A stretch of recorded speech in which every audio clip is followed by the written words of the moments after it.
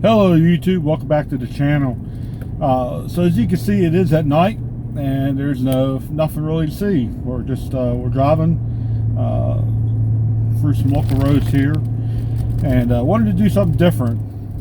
As many of you guys know from my videos, that I am a volunteer for my local sheriff's office, and not a law enforcement officer.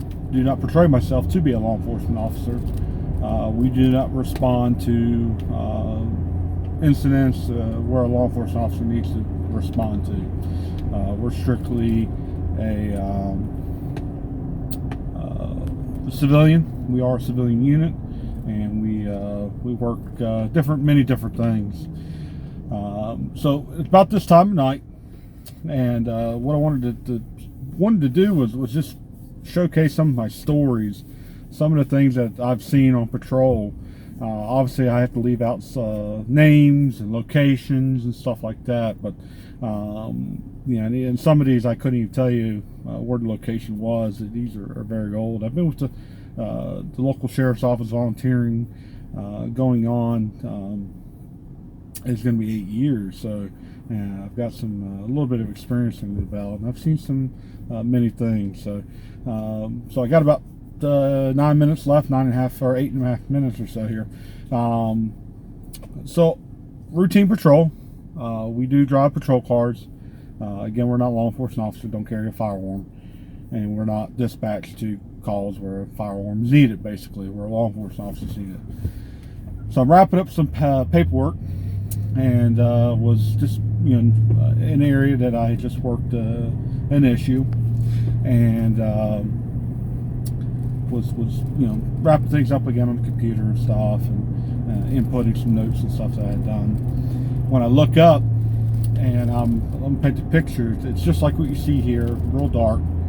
Matter of fact, it was kind of the same as you guys see. The windows are fogging up. I have to have my windshield wipers on. It was foggy, kind of hazy. It's a rainstorm. It rained earlier in the day, and I happened to look up, and I in front of me was a cross street. So I'm at like a T intersection. I'm a few hundred yards away from the T intersection, but just beyond the intersecting road was an apartment complex. And I look up, and I see a white female, very young white female, and appeared to have had a very young child with her. And I noticed she was unlocking her front door, and her house was right next to this road. And between the road and the sidewalk and her house, or apartment, excuse me, was a gridiron fence. And she walked into the house, and you could kind of tell where she was at. You could tell she had walked to probably a bedroom or even a bathroom at that point. And lights were coming on. So I didn't think much of it, go back to finish up paperwork, and I look back up, and I think at this point I'm done. And now I see a black male standing at this female's front door. And it didn't appear he had knocked or was attempting to knock or was ringing the doorbell, anything like that. He was just standing there. Again, didn't think much of it. Again, she just walked in. He was maybe just behind her or something. Maybe he was locked out of the house. I'm not sure. Again, she may have walked into the bedroom or to a bathroom. So I not quite concerned at this point, but then I watch him walk to the lighted window off to the side of this apartment, and now he is facing this window and just staring into this window. And at this point now he caught my attention, and again I could kind of tell it was either some sort of bedroom or a bathroom. And at this point, what's going on? That kind of just threw red flags up for me.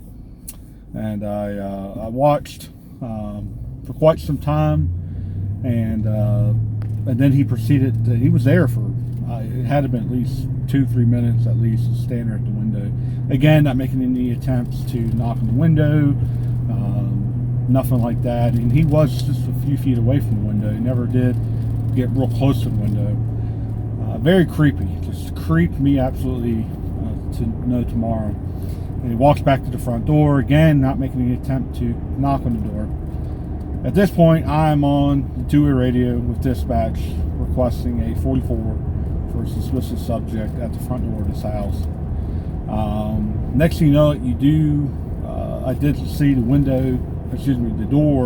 front door open, and that gentleman kind of takes off running. At this point, I'm back on the radio with the responding deputies, explaining that the male has now, I explained on the radio previously what was going on. The male takes off as soon as the door, I guess he could hear it unlocking, he takes off running into the darkness. Now I definitely know something's going on. At this point, I had started pulling my patrol car up, and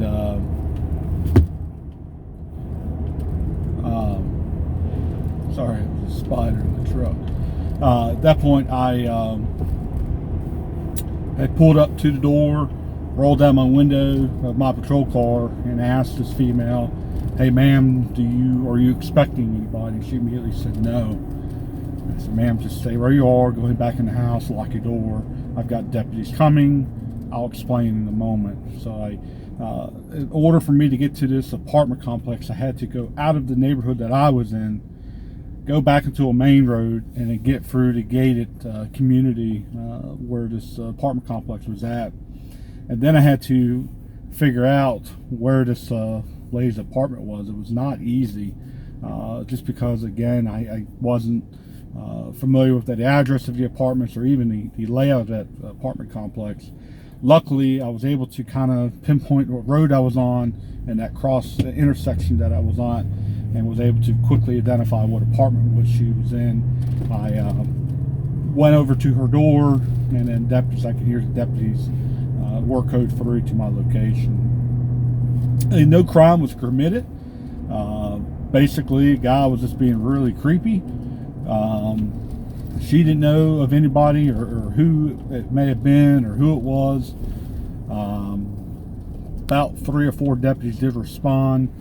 They did canvass the apartment complex. I was able to give a pretty decent description of them, clothing description, and I do not think that any arrests were made that night. But just a very, very, very, very creepy situation that I was in, and kind of felt helpless. Again, I'm not a law enforcement officer, and I had this male done anything or attempted to do anything. All I was able to do was basically call for help. I probably would have rolled up with my patrol car. We do have a siren in our patrol car, and I probably could have just scared the heck out of him by flipping it on and putting the spotlight on him or something, and really just made him feel uncomfortable. If he was attempting to do anything he was trying to do or was going to do. And he may even see the patrol car, but like I said, it wasn't that far away from the intersection or where he was at, and that may have spooked him as well. But I believe with her opening the door or unlocking the door was creepy, because she didn't actually see him, but kind of just saw a figure run away from the front door. So just a very creepy story. I'm glad that has pretty much a happy ending, that nothing happened, and I believe we obviously calmed her fears down and stuff. But I hope you guys like this. Let me know if you like to hear more stories. I've got several. I can continue doing them. Again, I can't give out really too much detail.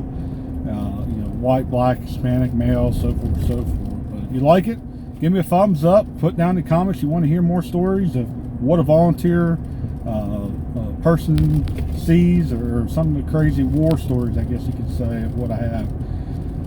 But give me a like, subscribe, and catch you on the next one.